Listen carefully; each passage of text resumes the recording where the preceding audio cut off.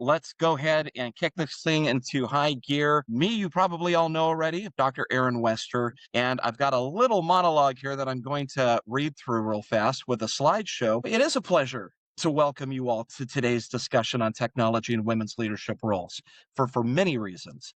As technology continues to shape industries worldwide, women are making significant strides in leadership and innovation and transformation. However, there are still challenges. So it is essential that we explore how education, mentorship, and professional development can further empower women in these fields. Not to exclude you men out there, and I'm one of you too, the concepts that Dawn is going to cover are very important and critical for our gender as well. A key component of our approach is practical PT training. But before we get to that, it's important that we mention a little bit about who we are. So let me take just a minute or two to talk about Alliant International University. So Alliant is a private WSCUC accredited and ACBSP accredited institution with over 100 years of history. Now, we're dedicated to preparing professionals for success across technology and STEM, business, psychology, forensics, education, nursing, and law. Our California School of Management and Leadership, CSML, is led by our dean, Dr. Rajna Kumar, and it's at the forefront of equipping students with the skills needed to lead in today's and emerging tech-driven industries. Now, we offer specialized programs and certificates in cybersecurity, data analytics, healthcare analytics, e-business management, and so much more through graduate and doctoral programs, including our MBA in technology or business or hospitality management, our Master of Science in data analytics or healthcare analytics or information systems technology with even a cybersecurity track. Or if you're in the DBA or the PhD in organizational leadership programs or have interest there, we provide a very strong foundation for professionals to lead and mentor the next generation. Now, it's important to point out that many of our students are required to complete CPD in order to graduate. So what is this? So a key component of our approach is just called PT, practical training, through our career and professional development, so CPD, which ensures students gain real-world experience, industry mentorship, and networking opportunities. And with 6 campuses across California and Arizona, Alliant is committed to shaping local, national, and global business and technology leaders. That all said, let me give you a quick introduction here before we hand it over to Dawn. I am pleased to introduce you to Dawn Newton. She is a co-founder and the Chief Operating Officer, COO of Netki, a crypto securing services provider focused on digital identity and regulatory compliance tools. With over 30 years of experience building teams at innovative companies leading to successful exits, Dawn is a technology and startup expert. Her background spans from support operations to leading multi-billion-dollar IPOs and managing technology teams at top companies such as Interaccess, Microcon, NetZero, where I had the privilege of working with both her and her husband, Justin, and United Online, where we also all work together. Dawn was named one of LA's Women of Influence by the Business Journal and one of the Power Women in FinTech by InnoTribe's Bridging the Gender Gap report. She is also an active speaker and advocate for women in technology, most recently giving a TEDx talk on the subject in Los Angeles. So, without further ado, Dawn, the floor is yours. Hi, everybody. I like that one of the things that Aaron was talking about was teaching practical applications. And I think a lot of the times people talk in theory, but they don't talk about actually what goes on in the business world. And so that's what I'm going to be doing, is talking about, real life scenarios and how to manage them. So this talk, I have called it, how to play chess while they're playing checkers. So with that in mind, Aaron already talked about, I currently work in DeFi. One of the things there that I'm really recently proud of is that my company was responsible for being the first and only company to onboard an entire nation to the Bitcoin blockchain. For those of you that are interested in cryptocurrency, I think you'll know that it was the government of El Salvador that recognized that, Bitcoin to be legal tender. They did that for a number of reasons. One of them was because when remittance money from the US and Canada and Europe are going back into their country, the companies like Western Union take a big chunk of that money. If you've ever done remittance, they take about 20%. So every $100, they pocket 20 bucks for just transmitting the funds. And so what the country did was decide to do their own wallet, have Bitcoin be legal tender, and they don't charge their citizens a dime. So if somebody's from the US or Canada or, Europe or anywhere else in the world sends $100 back to their family, that $100 goes in their family's pocket. And you talked about 30 years of experience in tech. We came up together at, multiple companies. I think so. Without further ado, I'm not going to really talk about my experience all that much as he covered it. I'd like to level set in the room. I'd like to hear feedback because I can change my presentations on the fly. And so I thought if we could, I'd ask a couple of questions and just have you all type in the chat yeses, nos, etc.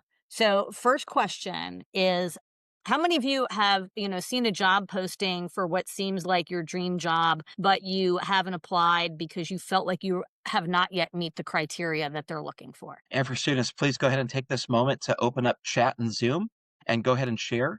If you feel that you're bold enough and willing to take yourself off of mute, go ahead and turn on your mic and go ahead and speak as well. All right, we're getting a few answers. People are saying yes. I also see people nodding their heads and some that it's happened. Sometimes somebody's actually saying yes, they're in the situation now. That's great. We'll definitely cover it as one of the topics. The other one is, who's ever had an idea on how to solve a problem, be it at work or in school or an organization that you've belonged to, only to have it ignored when you've mentioned it? Seeing more head nods. Okay. Third question. Have any of you ever experienced where someone has repeated your idea and then they're the ones that have received the credit for it? Seeing big head nods on that one. Vigorous head nods on that one. Okay, great. We will keep that in the presentation. All right. And lastly, this is one where I would like you to just give me a few words. Doesn't have to be big sentences, but a few words. When someone says to you that, you need to network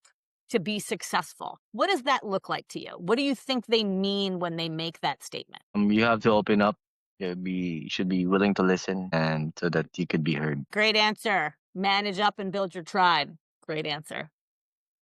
Okay, anybody else before I move on? Anybody have any burning statement they want to get out? All right, we'll go to the next thing. All right, we're talking about chess and checkers. So the name of this slide is You Can't Win the Game if you're not on the board. And that really is to say that studies have shown over time that women specifically do not apply to jobs unless they feel they nail all the requirements or almost all of the requirements. And yet men, they don't really have that problem by and large. And I'm talking in sweeping generalizations, right? So I will give an example where I literally open up talks when I discuss this. I have hired every single woman who has ever applied for a job with me. Not because they're a woman, but because they're incredibly qualified. When we go in, and Erin can attest to, we had to take technical exams, to see, right? That's a great way to weed people out. Either you know what you know or you don't. You're going to pass the tech exam or you're not. The lowest score I ever had from a woman taking that exam was a 92. And yet the lowest score that I had a man come in, a 14.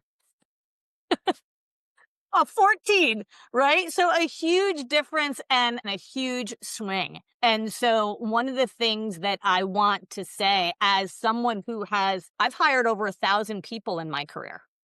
If you think about that, that means that I have interviewed over 7,000, face-to-face interviews in my career. A lot of what gets you the job isn't every single line of what they say in the job description. It is your attitude, your, willingness to be open to ideas, how you engage in the meeting. Definitely you're going to need the skill set, right? There's tests, etc. But just know that you do not have to have 110% to take the role and stretch, right? Take it only if you go and interview Even if you only have 70%, you know why? You're going to get your chops on interviewing down. You're going to get less nervous, more skilled. You're going to learn things from the people that are interviewing you, that are really great. Like one of the things I just heard recently on NPR, which I thought was outstanding, right? A lot of these questions and answers are so pat, like, what's your, greatest weakness? Oh, it's, I have such great attention to detail or whatever, right? These fake cons that are really pros. But somebody went and they were interviewing, it was the interviewee. This was the person who was in charge, like me, that was talking to NPR. And they had been asking, they had a question about, what was your greatest challenge, et cetera. And the interviewee, when they asked, hey, do you have any questions for me? They flipped the question and the interviewee said, what was your largest, struggle that you had here at this company? How did you overcome it? And how do you feel the people at the company supported you in overcoming it? And he was like, gave him the job right there. Like, what a great flip script to show that you're paying attention. And then to ask a bold question of the person that's doing the interview that has the power to hire you. Next thing, ideas alone don't win. When I was working at Net Zero with Aaron, I was new. I had probably better experience than most because this is back when the commercial internet was just starting out. I'm dating myself here. But I was in a room with 30 engineers, of which I was one, and senior management. And I knew exactly how we needed to be doing the initial screen pop as the modems were connecting and what it needed to say, do, etc. And I'm trying. I am getting absolutely nowhere. But I knew for a fact that I was right, but I could not get listened to, like speaking over the 30 engineers, and I was new and a woman. So what I decided to do was have someone else present the idea. I found an ally who was not in management, but was a key player, incredibly respected engineer. And at the next meeting, he went and pitched this idea. Everybody loved it. Put it to the top of the list on the next sprint for software, top of the list of what they were going to do on the implementation to change what the logon screens and everything looked like. And it wasn't until it got to the top of the pile and got like inked as the next thing that we were going to put on the sprint, like on the whiteboard, that's when Brian turned around and said, oh, by the way, if we could just note it. That was Dawn's idea. Right? And the room got quiet for a minute. It was quiet for a beat where everybody like caught up that it was like, okay. And then because someone who was incredibly well respected already presented the idea and got it sold, they adopted mine. And then I automatically got the clout, that was rightfully mine. And, he gave it to me. So that was something where the great idea, you can have the greatest ideas for companies, the greatest ideas for them. You have to get heard, and that's the absolute strategy. So one of the things that I learned from that after just having the one ally in a friend who was incredibly well respected. Another thing, and they shall remain nameless to protect the guilty. We had a chief architect who, anytime you said anything, it was crap. Bad idea. No. Love to just say no. And then very quickly, because he was respected, things would derail. And so one of the things that I learned to be strategic was if I had an idea that I was going to present, shop the deciders before you even go to the meeting. Before you even present, get the yes. So, if I'm looking at, Stella, if Stella's one of the deciders and I can see Rob Hanley, and Aaron, and if they're all the deciders, I'm going to go set up private meetings with each one of them beforehand and be like, hey, I had this idea, wanted to get your feedback, your thoughts, etc. They go and look at it, give me their feedback, thoughts, yes or no, good or bad. If they have good no's, I can go back, reiterate, and say, oh, Stella, I took in your things and I changed this. Great, Dawn, wonderful. Then when I go into the room, I already have a yes in my pocket from every decision maker in the room. And so I pre-gamed a yes. And the more I pre-game yeses over and over again, the more, even if I do bring up something in my brain on the fly, the more it's probably going to lead to a yes, because I've already pre-shopped and pre-gamed every single one of them.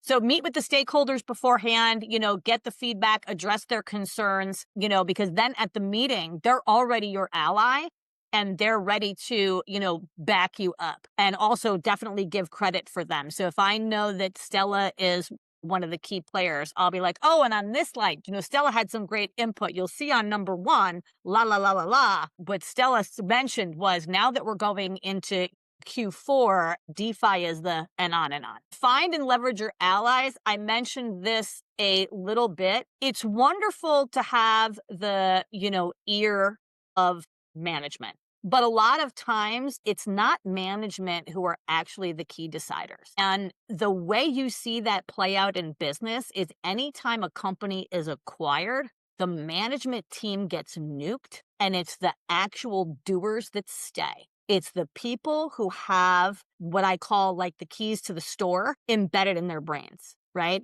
And so a lot of times, especially in tech companies, you have the management track and then like the engineering excellence track. The chief architect doesn't have any staff. They are there for their mental horsepower, right? And so, at least for me, where I saw a lot of success, getting in and getting FaceTime with management, your management, certainly your boss above. If your boss is a little bit of, a fiefdom player, how dare you go and meet with their boss and have a one-on-one, right? So it's identifying who are the key people that carry a lot of weight that don't have management power per se. We had a data analyst that Cabrini Green was her name. And Cabrini knew the data that we were collecting inside and out so well that you could go to her and ask her about anything, and she'd tell you exactly where you should focus, how you should present the data. She'd back you up with some stuff, as needed. So it's not only just having, management's ear and getting management's attention. Management will promote you. But if you think about it, if you get the key players, the key people that management relies on for what the company does strategically, and you have their ear, your ideas, your programs, etc., are more likely to get picked up because they believe in you.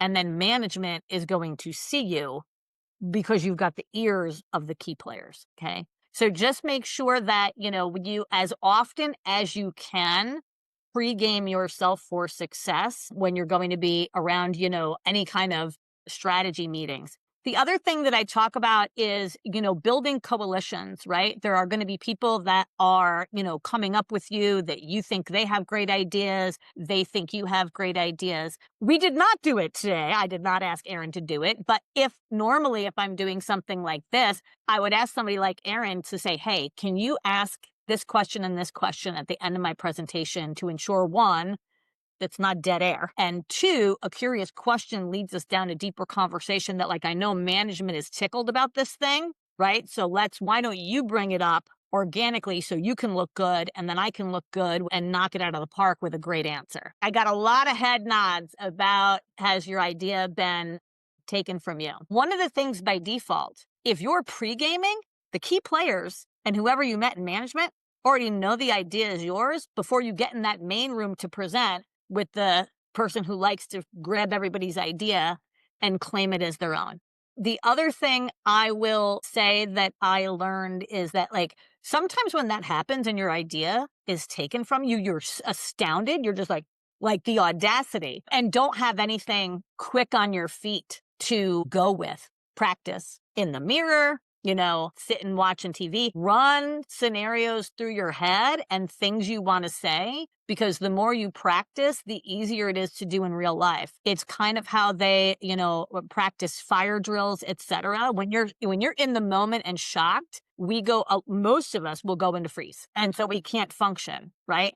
Practice, Practice for people pushing back on you hard on something. Practice that somebody is going to take your idea and try to have it as their own, and have lines that you memorize. So I think I have one in here. right? Yes, that's exactly what I was talking about earlier. Let's build on that, right? You grab the power. It didn't get confrontational.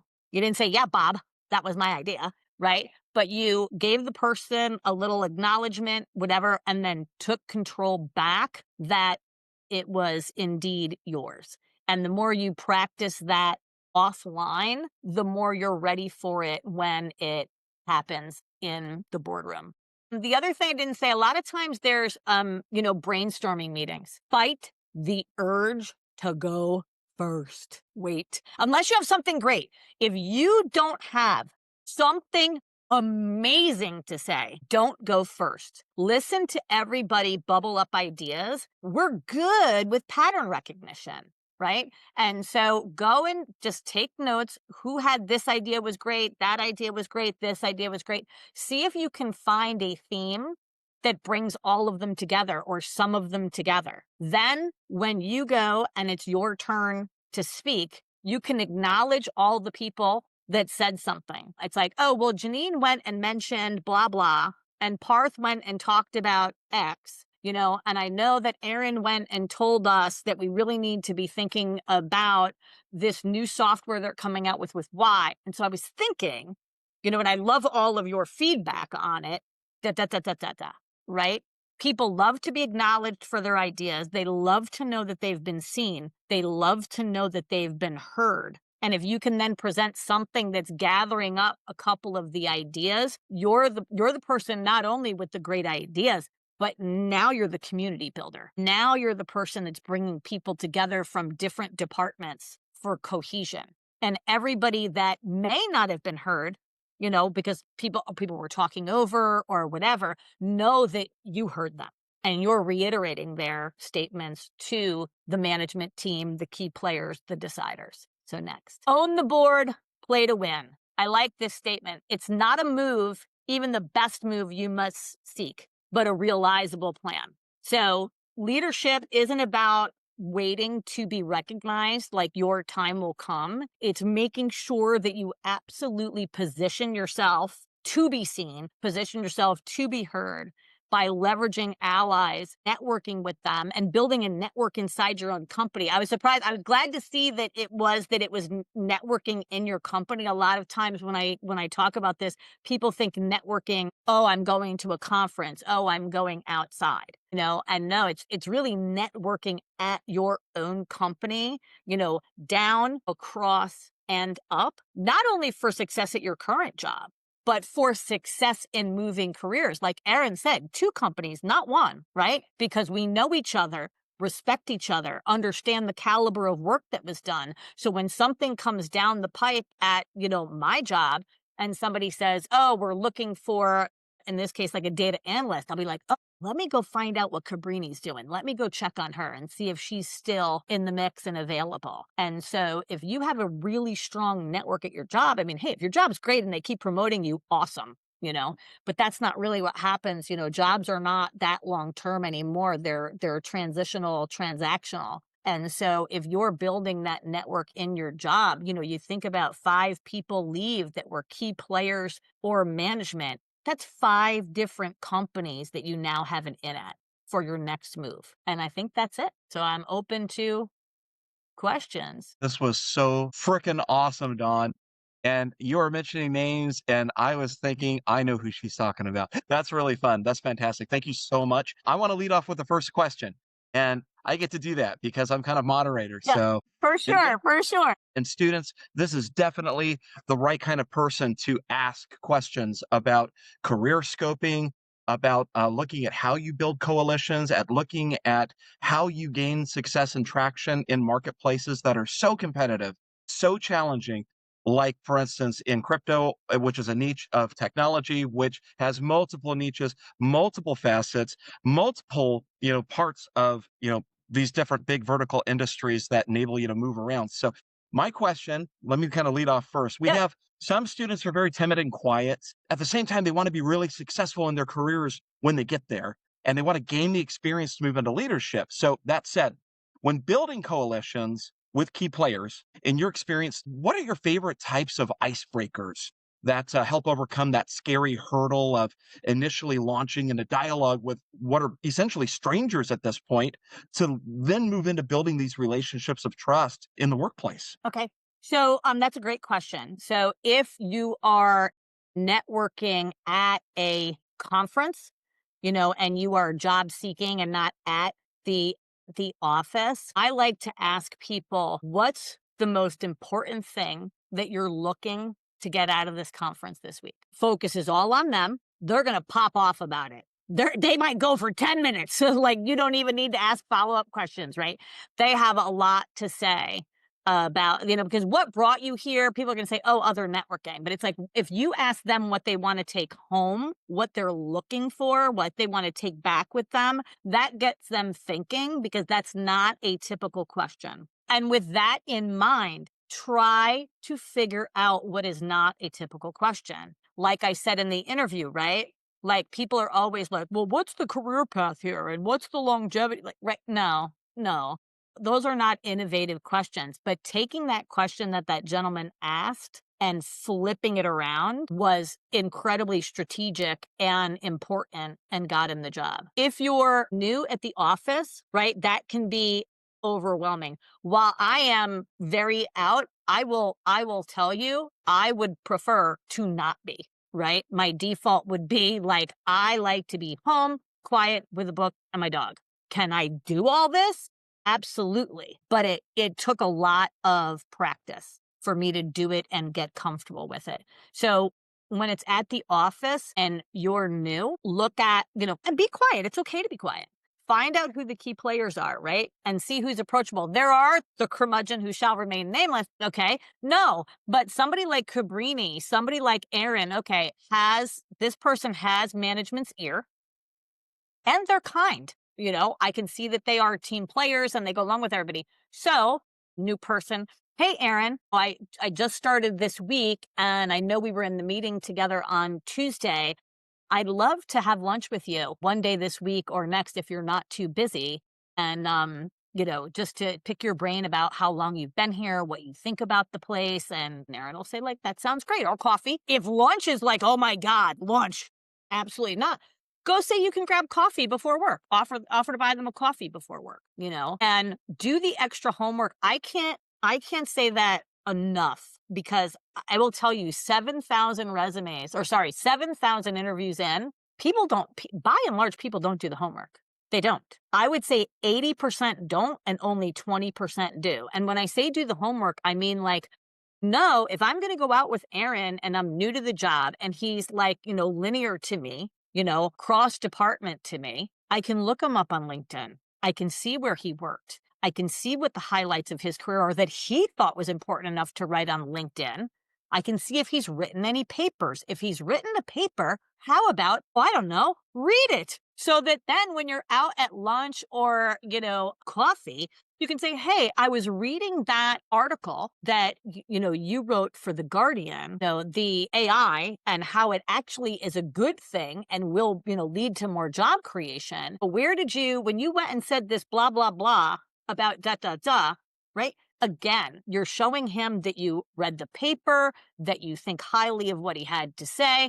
And then you're asking him a question that he is probably going to go off about because he's excited about it for 10 minutes. And so if you're quiet, it was asking the strategic question and deep active listening that made you go up and up and up and up in somebody's eyes versus the person that's flapping their lips all the time. Like, these are such great suggestions. So often we see so many employees just put up their blinders, they're doing their work, they leave, and then they wonder why they really don't have any influence or clout within their organization, or looked at for potential promotions down the line.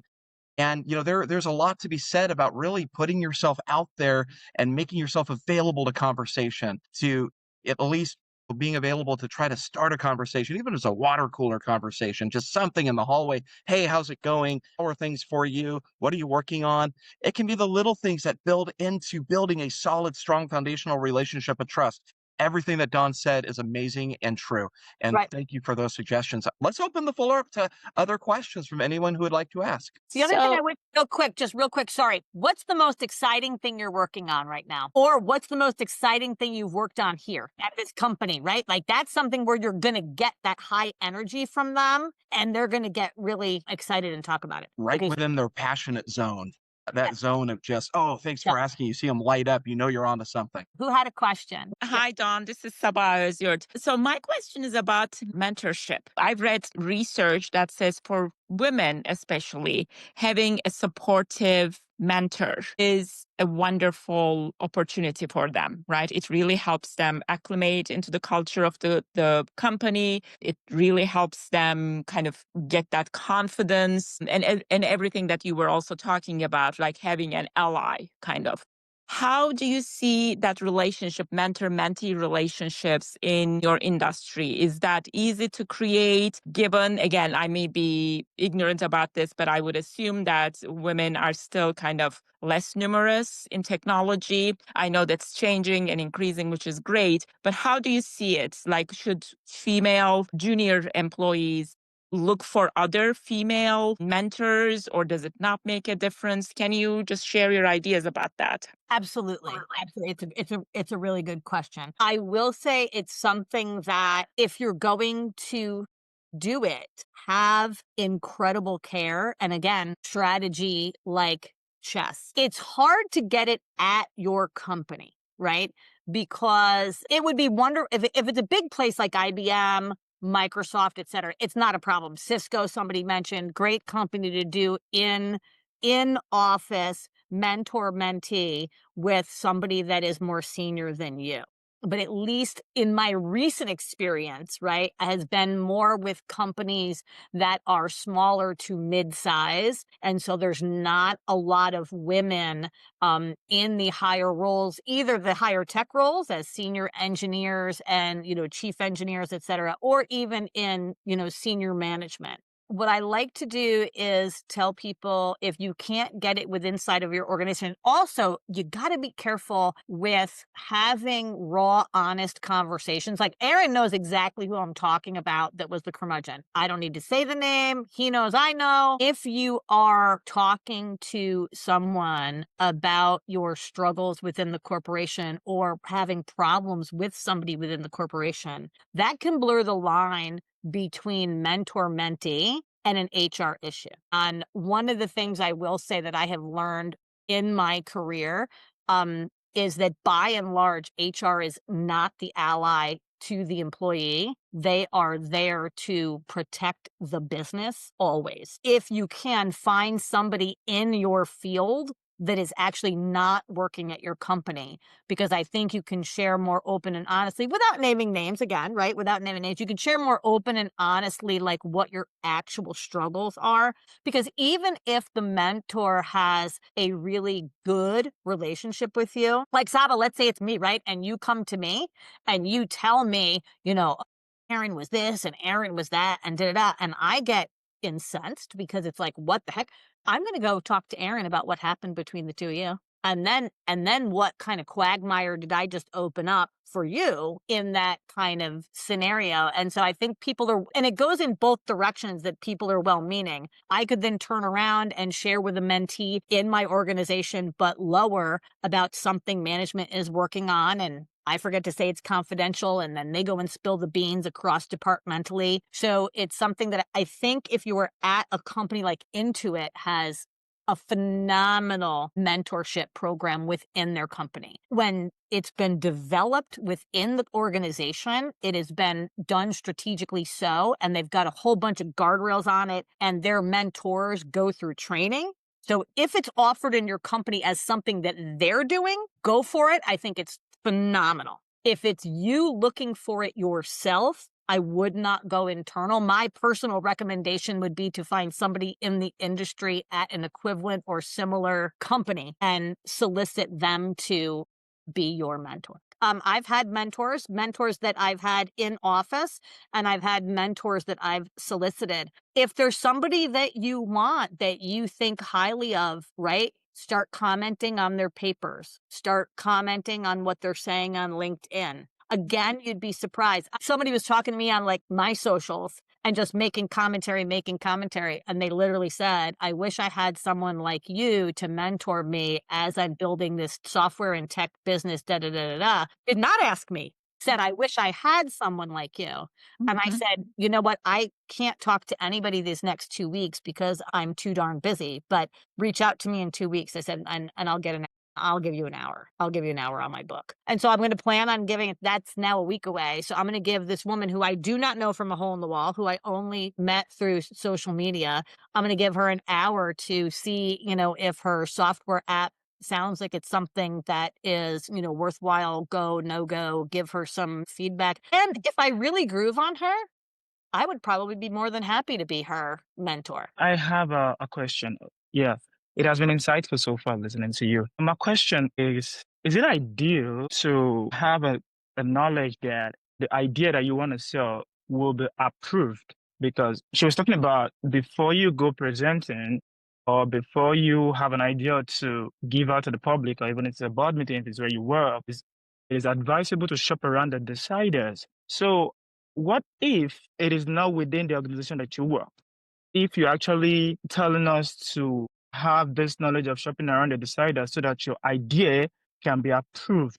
So what if it is not the organization that you're working with? It is not also, these are just new colleagues that you met, or you're invited to a meeting, you're invited somewhere, and you have an idea to sell, or you have a presentation to give, and you do not know if it's going to be approved or not. So is it ideal to conceal it? Because you're saying that we should shop around the deciders before we sell it out. So according to, I just want to know. Yeah. No, that's a great question. So here's the deal, right? It's about knowing the room and knowing the environment. So let's just say that I'm going to give real live trying to give real examples here. So Erin and Rob and Stella and Janine and I are going to meet. Let me ask you a question. Are you talking about talking to coworkers that are not the deciders at all, just to kind of hone your idea? Or are you talking about is that what you're trying to say? You want to shop your idea to your coworkers before you even present it out to the company? From what you said, if I have an idea to sell to the company and I want to shop around with the deciders, wouldn't it be deemed as a setup or pre-planned meeting before meeting? Yeah, no, but yes. I mean, but so it depends on how. I think a lot of companies now are not so rigid in their structure of who can talk to who and when and whatever. And so, at least in the past dozen companies that I've, been at, it's really like the framing, I would say, to go into whoever I'm talking to, whether I'm talking to a coworker or a key player, like the chief architect, or somebody on management from any of the management team, I would say, hey, I have this idea, running around in my head. I wanted to get it a little bit more flushed out and get some feedback to see if I should present it or not to the team. Would you have some time to get together, 15 minutes, to, go over it? What you're doing there is shopping it. And I'm not saying shopping it for a yes. And I apologize if that wasn't clear, that I'm saying shopping it to get pre-approved. And I think I did say that. But what I'm talking about is let's say I met with Aaron and I had, 5 things, right? And he thinks 4 are great. But on the 5th one, he picks it apart in a good way. And he goes, well, we're going to run into roadblocks because Apple's never going to let us do that, and then I'm really not sure, that we would want to consider anything that couldn't launch in the Apple app as opposed to just the Google Play Store. And so Aaron's going to go, and Aaron wasn't telling me no. What Aaron was telling me was the roadblocks that could lead to someone else's no, and how to hone my idea to make it better, so that when really what the goal is, if I can kind of take a higher view of it, the goal is to meet resistance one-on-one and have collaboration when it's one to many. And so if you're going into a room with 30, I've been in a room with 30 engineers. Engineers love to pick things apart, right? So if you bring something in to 30 engineers in a room, you're going to get 30 people that, can act like velociraptors at fresh meat and be picking all over it, right? Fine, like I could handle that, right? But that's going to be just a frenzy of picking it apart, where if I go and meet with several of the ones that I have good relationships with, or even if I'm starting to have a relationship with, just to get their feedback, right? Anything that they say that's a valid flaw, I can then go work out before I shop it to the larger group. Is that a better explanation? Yeah, I get it. Okay, yeah, and I apologize. You are right. I said to shop the yes, so that was me misspeaking. So I'm really glad you clocked that with some very good, deep and active listening, and that you gave me an opportunity to correct that statement for the record, because that is not what I meant. So I really appreciate that question. You're welcome. You're welcome. You're welcome. And Dawn, on the heels of that question, there's another student that was kind of expanding on that question with additional questions. And the one I'm going to focus on, if that's all right, Yeah. is on cryptocurrency, where if you have an idea that's going to build out ledger technologies and you're going to go shop this around, what are your thoughts on trying to protect that from, potentially somebody else building it after hearing the idea, the whole NDA thing, the whole, what's that directionality look like from a leadership and from somebody who's not in leadership trying to get their idea boosted? That is really tough. I will be very frank. I am incredibly disappointed with the lack of integrity that exists in the crypto space today. I will say that it is not unique to the crypto space, as every new technology comes to the rise when it has its like hockey stick moment. It is always the people who the mainstream systems are not serving that will adopt it first. And like everybody knows, like I'm funny, I'll be a little off color for a minute, but like when, pagers first came out, it was not doctors and nurses that had them. It was the local college pot dealer who had the pager first, because they didn't want to be on the telephones. And then as pagers got more mainstream, then it became the doctors, the nurses, right? Because they had to be on call and whatever. But it's always the first to flock to new technologies are for lack of a better word, an unsavory element. I think that question is a good one, and caution. So I would say if they want to talk to me, Aaron, feel free to give them my, email address at Netki, and I'd be, happy to take a call and then maybe introduce them to some people that they can talk to if the idea is going to work. But that is one of the hard things to do. The other thing you can do is, I would say, is to be in Discord, in Telegram, looking at who you like that you think has like the right ideas and the right strategy and the right tone, and finding somebody that you can potentially bring in as a collaborator. So then it's like, okay, I have this idea. I want to know if you're available. I'd like to shop it with you and have us work together, and then make sure, to Aaron's point, then, before they do it, get an NDA in place. And up front, I will say this about ideas, for anything. If you're going to have a business idea, make sure you're very clear on what the standards are for who had the idea versus who's the doer, right? So a lot of times, right, there's the person who has the idea, but they can't execute on it. But they had the idea, and the idea always gets the lion's share of the equity, not the doer. But you've got to make sure that you're giving enough equity to the doer that they're going to stay and feel appreciated, rather than go off and become that idea person because they take your idea and they morph it, right? So you have to have the equity be equitable. I love that. It reminds me of Steve Jobs and Steve Wozniak, a fantastic team, but you got the idea, the ideal person, and then you have the doer. The person who's actually putting that computer together, Steve Wozniak. That's wonderful. We have time for maybe one or two more questions. If there's no other question from students, I would like to ask a quick question, because you mentioned earlier that it's wonderful you have hired every female applicant. So it's kind of known that especially female in tech, they apply to positions that they are very qualified. They could be overqualified. That's the kind of like known thing. So a lot of our students here, a lot of actually students in Master of Science programs are female. And I just wonder what kind of suggestions that you can give them how to help them build confidence. Of course, they have to learn the technical skills. They have to learn the skills to be able to do the work, but just on the part of building the confidence, being able to come over the hurdle of, like, don't apply until they are pretty much overqualified.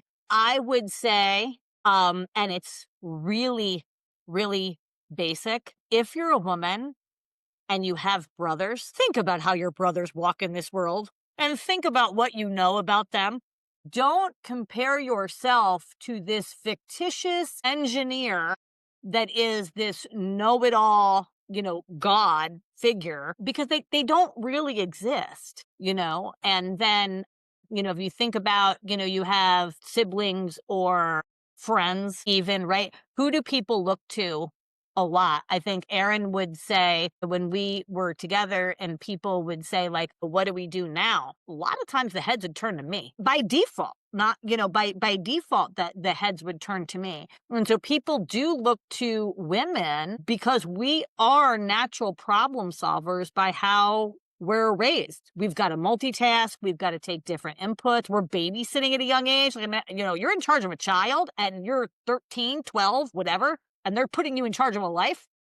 That's way more serious than being in charge of a piece of software. If somebody's trusting you with the life of their child when you're 12, you got this. The other thing I will say is Harvard did a study. Harvard said that on a confidence scale, a woman engineer with 8 years of experience, a male engineer with 1 to 2 years experience demonstrates the same level of confidence with 8 times less experience. So I am a big fan of TikTok. There's a little, meme thing that it says, how hard could it be? How hard could it be? Boys do it, and it's showing female engineers and female astronauts and women construction workers, etc. And it's not to bash men, but men walk with the confidence in this world. One thing I will say that you brought up that makes me think is not just getting the job, but it's in asking for promotions. This is something, and I, as a woman, have done it, and it's horrible, and we do it, and we've got to watch it.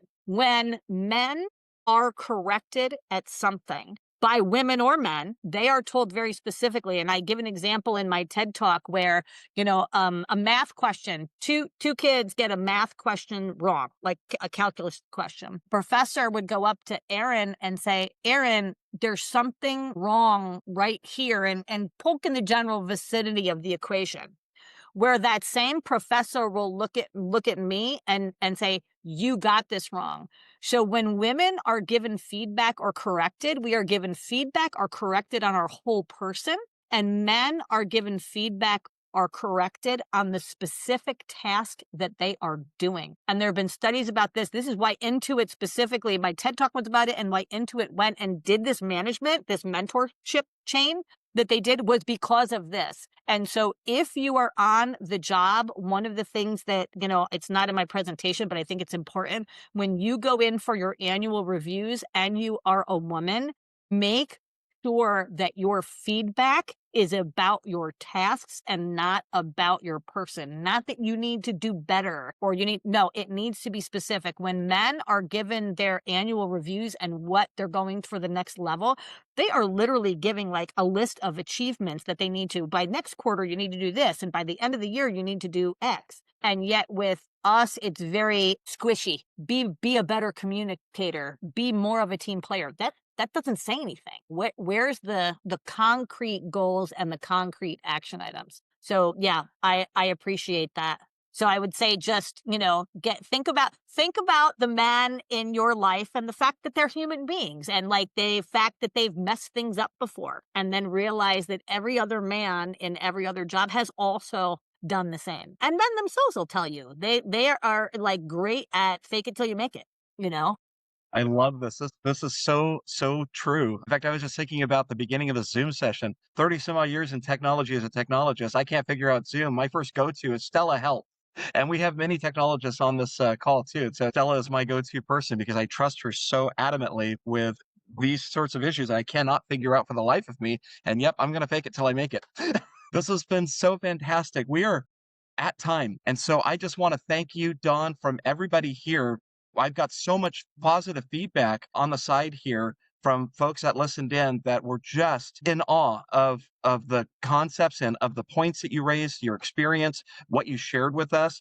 And I have to say thank you so very much for taking time out of your incredibly crazy schedule to sit with our students and with us and to share these incredible insights with us. Thank you so much. You are so welcome. It was wonderful meeting all of you. Great questions. And Benedict, especially, thank you for asking that strategic question and clearing that up. That's the kind of thing management likes to see, because I did indeed misspeak there. And I appreciate the feedback and the ability to fine tune what was said so we get the right information out there. That sounds great. Thank you so much. Thank you, everybody, for joining. And again, thank you, Dawn. Take care. Nice meeting you Everybody. all. Thanks, Bye. everyone.